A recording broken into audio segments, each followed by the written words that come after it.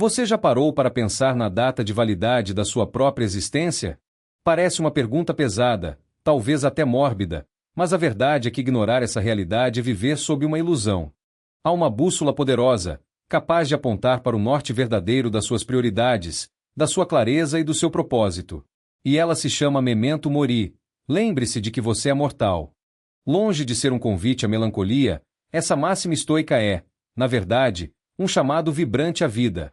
Uma ferramenta libertadora que nos ajuda a navegar pelas complexidades da vida adulta moderna. Vivemos como se tivéssemos um tempo ilimitado à nossa disposição. Adia-se o essencial, persegue-se o trivial. Acumula-se distrações. A rotina nos engole, as expectativas alheias nos moldam.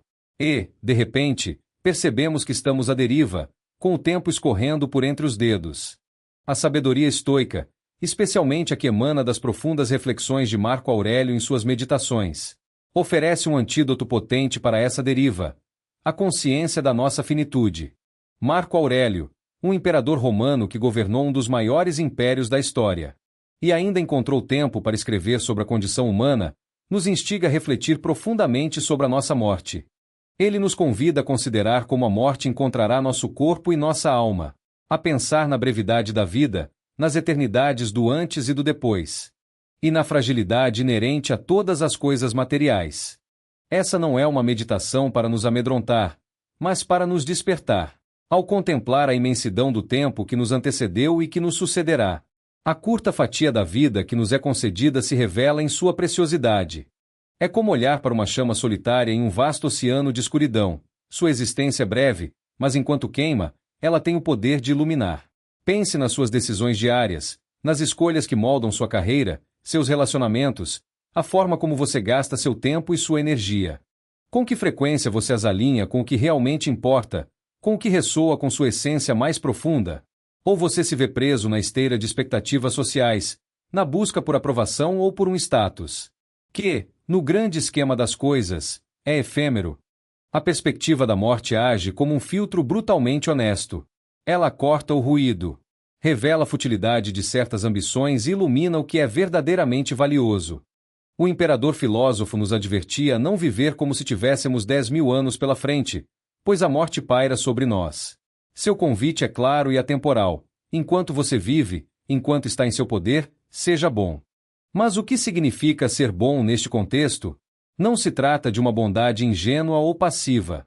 Ser bom, para o estoico, significa viver em conformidade com a razão e a virtude. Significa agir com justiça, com coragem, com sabedoria e com temperança. Significa cultivar a integridade em todas as suas ações, buscar a excelência moral e contribuir para o bem comum. Quando a morte é vista como um horizonte fixo, a urgência de viver uma vida virtuosa se torna inegável.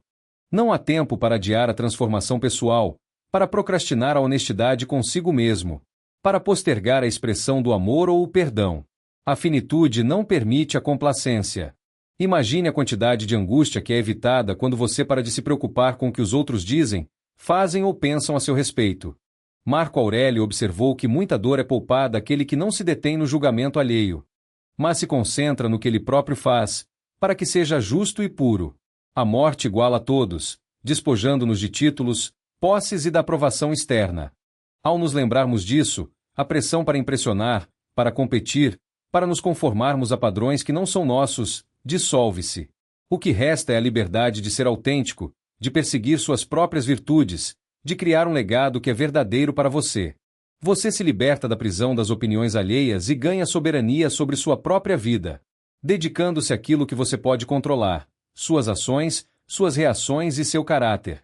A brevidade da vida também nos confere um senso de urgência, não de pânico, mas de propósito. Marco Aurélio, ao falar de grãos de incenso caindo no mesmo altar, um antes, outro depois, concluía que não fazia diferença. A morte é inevitável para todos, e sua hora é incerta.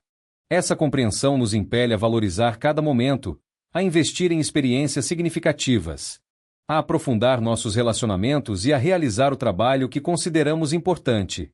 Quantas vezes você se viu adiando um projeto, um sonho, uma conversa difícil, com a justificativa de que há sempre amanhã? A morte nos lembra que amanhã não é garantido. A melhor hora para ser bom, para ser corajoso, para ser amoroso, para ser você mesmo, é agora.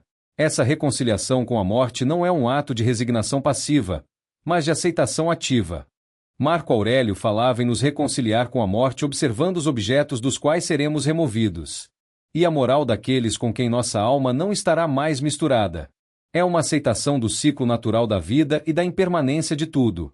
Ele até expressou a ideia de que, diante da discórdia e dos problemas que surgem da convivência com aqueles que não compartilham dos mesmos princípios, a morte poderia até parecer um alívio. Vem depressa, ó morte, para que eu também não me esqueça de mim mesmo. Essa é uma declaração poderosa de alguém que priorizava a integridade e a paz interior acima de tudo. A morte, nesse sentido, se torna um lembrete de que a vida é curta demais para ser vivida em desarmonia com seus próprios valores. O medo da morte muitas vezes deriva da nossa incapacidade de compreendê-la. O estoicismo nos oferece uma visão mais serena. Para o imperador filósofo, a morte é simplesmente uma cessação das impressões através dos sentidos. Do puxar das cordas que movem os apetites, dos movimentos discricionários dos pensamentos e do serviço à carne. É um processo natural, uma parte inevitável do ciclo da existência. Não há nada sobrenatural ou terrivelmente assustador em sua descrição. É o fim das funções físicas e mentais, não a aniquilação da nossa essência moral ou do impacto que tivemos. O que vivemos, o que amamos, o que construímos através de nossas virtudes, isso permanece em quem fomos. E ele nos desafia. É uma vergonha para a alma ser a primeira a ceder nesta vida, quando seu corpo ainda não cedeu. Sua razão, sua força interior, sua capacidade de discernimento, essas ferramentas mentais não devem se render antes do seu corpo físico. Mesmo diante do envelhecimento, da doença ou da adversidade, nossa mente pode permanecer íntegra, nossa alma pode continuar a buscar a virtude. Memento mori, portanto, não é sobre a derrota, mas sobre a vitória da razão e da virtude sobre a inércia e o medo. Em última análise, memento mori, a morte como bússola não é um convite à tristeza, mas a mais profunda gratidão pela vida e a urgência de vivê-la plenamente. É um lembrete constante de que nosso tempo é finito. E essa finitude é o que dá valor e urgência a cada respiração, a cada escolha, a cada momento presente. Ao invés de nos paralisar, o pensamento da morte nos libera para focar no que é essencial, para agir com autenticidade. E para construir uma vida que seja verdadeiramente nossa, guiada por clareza e propósito. Que bússola está guiando suas decisões hoje? Se a ideia de usar a finitude como um guia para viver uma vida mais intencional e libertadora ressoa em você, inscreva-se e siga nessa jornada de sabedoria estoica conosco.